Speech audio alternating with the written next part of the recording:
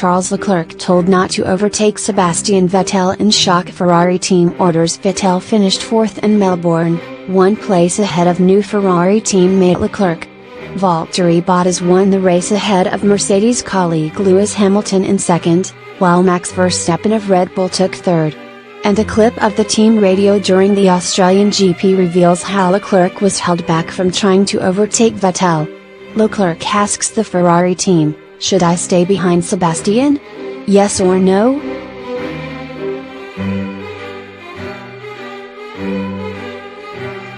To which the response comes, "Yes, and back off to have some margin." Leclerc, "Okay."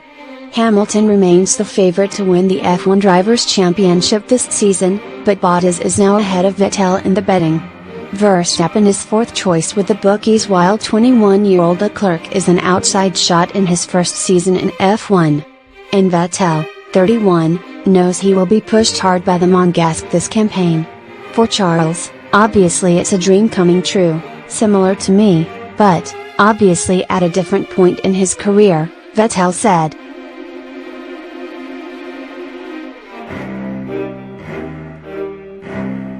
"It's quite nice to be that young and join a big team like that. I think he's done really well from what I've seen so far.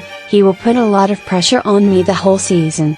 I'm aware of that, and I think it will be very close.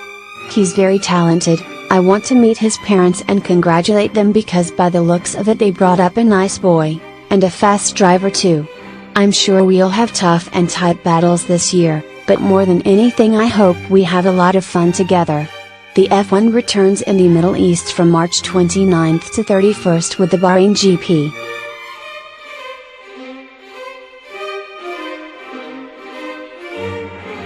Next news: Hamilton, Vettel against resurfacing of Albert Park. Lewis Hamilton and Sebastian Vettel have spoken out against the intent to resurface Albert Park in the near future. It is believed that the circuit will receive a new surface before the 2020 race, as the track's chief executive Andrew Westacott notified the age of the proposed plans.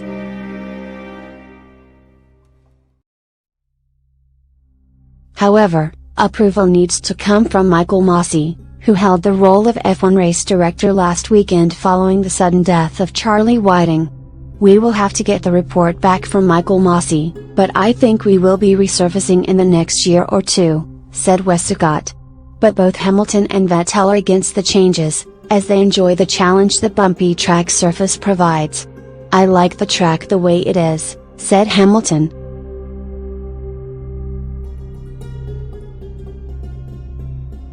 "I think it's a great circuit because there are not particularly massive runoff areas. If you put a wheel wrong, it generally does bite you, which is great and how it should be. The bumps are part of the character of what Melbourne is, so if you were to iron those out it would lose a lot. It does make it trickier for us, but that's a part of it, you need that. I don't like these circuits which are super flat and super smooth, don't cause us troubles." Vettel added, "I hope they don't resurface it because it's part of the character of this track. If the track was to be smoothed with a new surface, it would be Albert Park's first since 1996.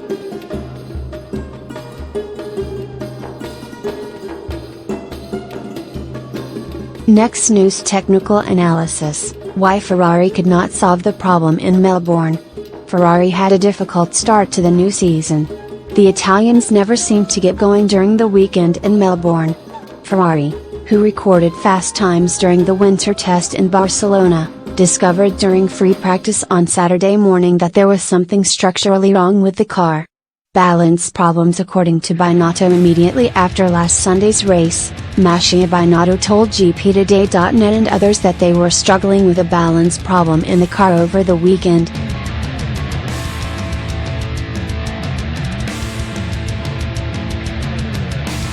The Ferrari team boss was surprised, because until then he didn't know what was going on.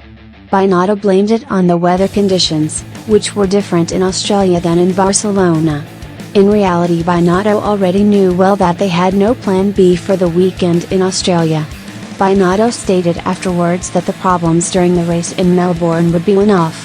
He mentioned the strategic importance of getting points and didn't mention anything else about the problems his team was facing.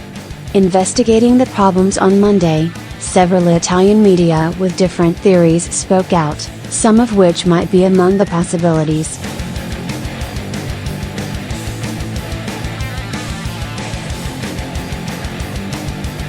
According to the Italian insiders, the net of problems would take place around the power source.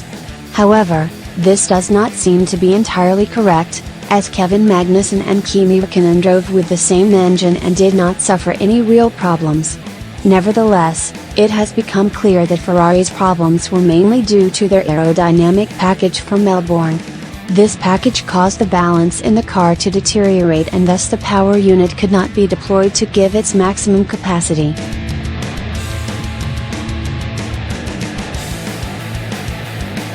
Ferrari had chosen Melbourne to introduce an upgrade package that was meant to ensure that the warmer air could dissipate from the back of the car.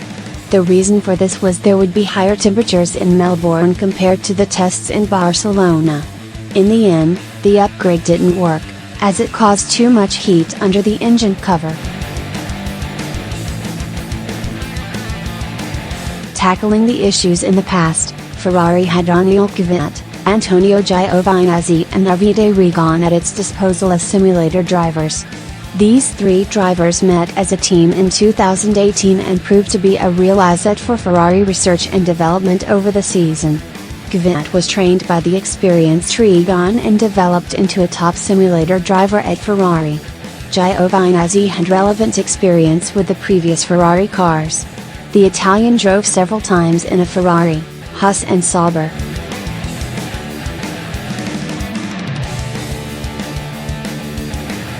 The experience on the track with these cars was essential in the simulator program. In 2017, Charles Leclerc carried out the simulator work for Ferrari during the weekends that there were no Formula 2 races. During the Grand Prix weekends, Leclerc was running programs of more than 12 hours. The current Ferrari driver did not leave the Maranello factory until all the work was completed and the simulator team had found the correct setup.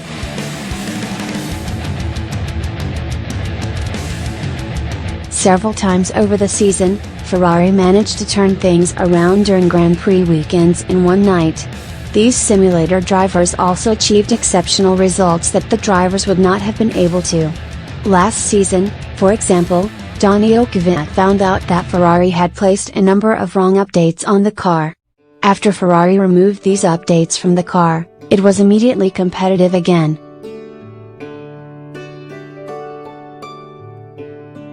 The current simulator situation after the loss of Giovinazzi and Kvyat, Ferrari had to look at ways of reviving its simulator program. Davide Rigon stayed with it because he is finally the senior operator at Maranello. Antonio Fuoco was given more tasks as a simulator driver during the weekdays. Pascal Wehrlein came to Ferrari and it brought in Brendan Hartley, earlier this year. Hartley was an excellent driver for the simulator, and this was proved during the tests in Barcelona. From day one, Hartley had found a solid base for the SF90.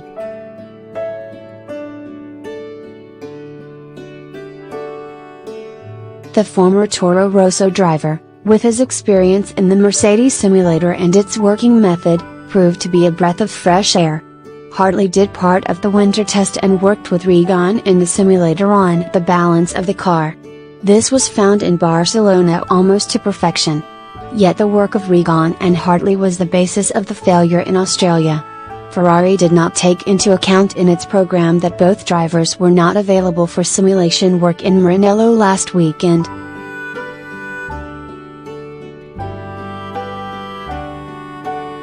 Both drivers drove on the other side of the ocean in the 1,000 miles of Sebring and the 12 hours of Sebring. Because of this clumsy planning, it was known well in advance that both drivers would miss the first weekend. They depended on the inexperienced Wehrlein and Fuoco. What followed this weekend was a drama. Wehrlein, who had already driven the simulator several times, couldn't manage to put his finger on the sore spot.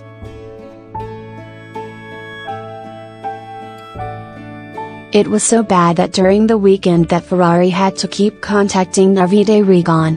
Ferrari played it safe after they found out on Saturday evening that there was no one with relevant experience to provide forecasts from Maranello to Melbourne. Ferrari decided to play safe during the Grand Prix. The program and power of the engines were adjusted. The strategy turned out to be a safe one, and Ferrari was not looking to take risks and attack.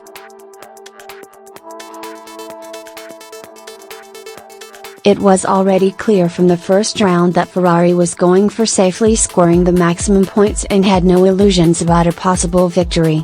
Mercedes' dominance was a real shock, their surprise dominance after testing. The team have been studiously developing in recent weeks, with simulator driver Esteban Gutierrez, made the Italian team sit up and take note. However, in Bahrain, Ferrari has a totally new opportunity to show that its SF90 is a good car that can challenge the current W10 for the title.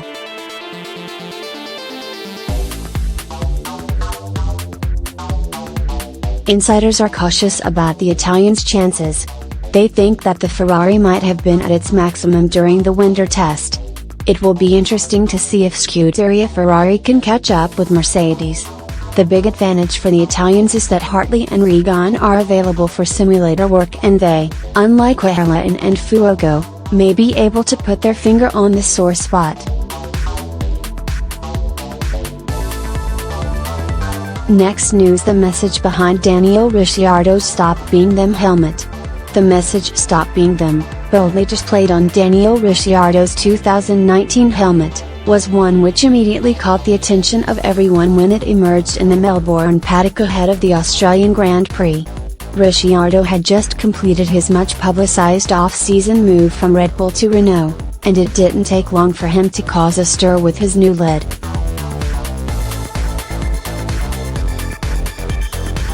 But the message wasn't a dig at his former team, rather a statement he hoped to embody for the 2019 season and beyond.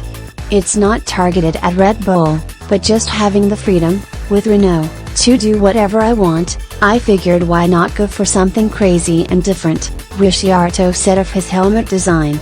So, "Stop Being Them" is basically just encouragement to be yourself and don't follow trends.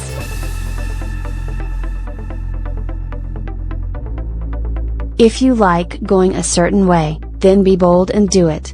Ricciardo, now 29, has always been a little different from everyone else in Formula One.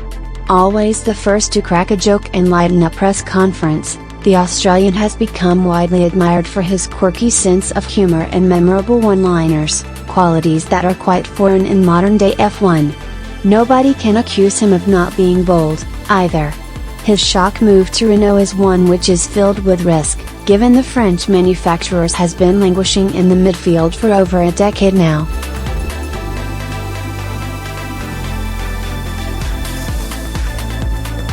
But Ricciardo's gutsy leap of faith was him telling the world he isn't going to play by the norm. He will be his own man. The switch to Renault wasn't the only major change Ricciardo underwent at the end of 2018. He also split with longtime manager Glenn Beavis and signed with K Sports, the same agency which manages Juventus star Cristiano Ronaldo and NBA legend Dwyane Wade.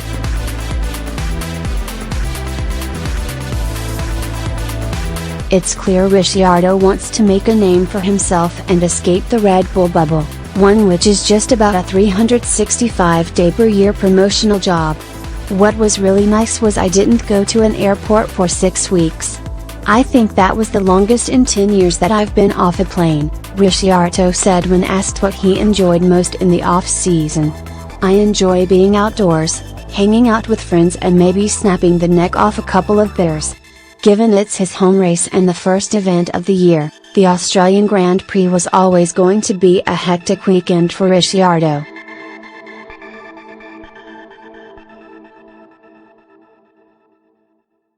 From the minute he lands at Tullamarine Airport, he is mobbed by fans and media, all wanting an update on how he's tracking ahead of the new season. Ricciardo handles it all in a typically cheery and generous fashion, but there's a sense of calm with him that has been absent in previous seasons.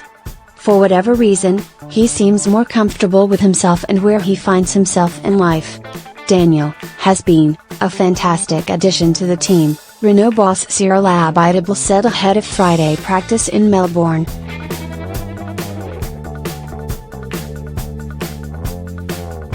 He's inside what he looks like from the outside, and he's already making a fantastic contribution.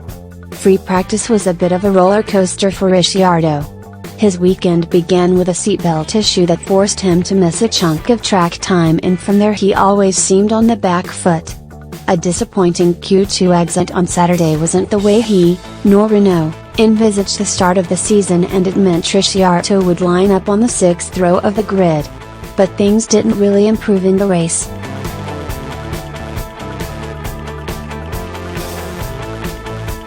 Ricciardo lost his front wing before he had even rounded the first corner, forcing him to make a pit stop at the end of the opening lap.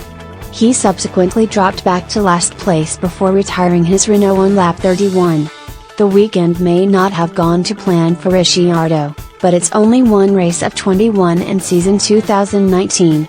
Teammate Nico Hülkenberg believes Ricciardo just needs some time to adjust to his new team before it all starts to click.